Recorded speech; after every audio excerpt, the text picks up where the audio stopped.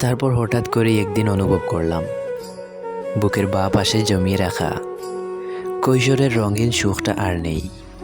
সেই স্কুল মাঠ, ব্রেঞ্চ, আঁকিবুকি কাটা দেয়াল, চক, ডাস্টার, আদা ভাঙা বেদ কিংবা হাজিরা খাতা, এই সবগুলোই কেমন যেন বিলীন হতে হতে একদম ঝাপসা হয়ে গেছে।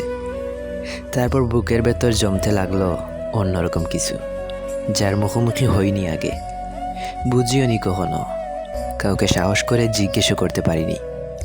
এর নামই কি বড়বেলা?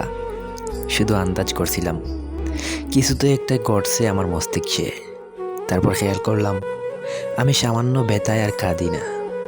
মায়ের আঁচলে মুখ মোছার সাহস কেমন করে হারিয়ে ফেলেছি। চোখে আটলাম রঙিন পৃথিবীর কাঠের চশমা। পরিবর্তন হলো চুলের স্টাইল, পোশাকের রং বাছাই। বুঝতে শিখলাম কবিতার লাইনে লুকিয়ে থাকা নির্মমতা। দোষী ভাব মুছে চুপচাপ হলাম খুব। কথা বলা কমিয়ে দিলাম আর উত্তর দিতে শিখলাম নামক দুটি অক্ষরের শব্দে। এখন আয়না দেখার সময় বেড়েছে আগের চেয়ে। তবে অদ্ভুত ব্যাপার হচ্ছে, আয়নায় নিজেকে বড্ড নরকম লাগে।